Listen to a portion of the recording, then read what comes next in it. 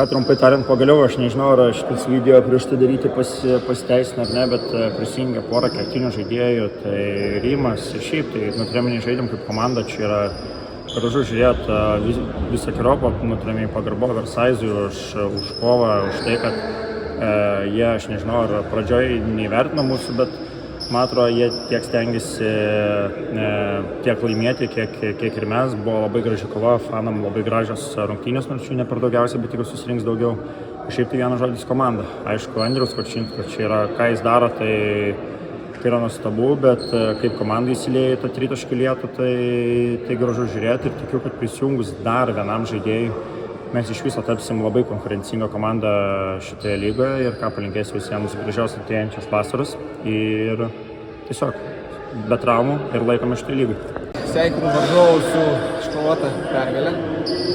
Iš tikrųjų, 103 taškus praleisti yra mums daug ir su tokiu pataikymu šitą komandą varžovai tikrai galėjo laimėti šiandien prieš beleką.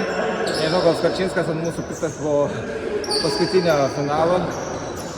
Ir tai šiandien išsiliejo visą pyktį, tikrai pataikymas buvo superinis. Aišku, gal pas mūsų chebra biškai hi-hi-ha-ha patingėjo žingsnį prieiti arčiau ir panašiai. Bet išsispręsim šitas bėdas.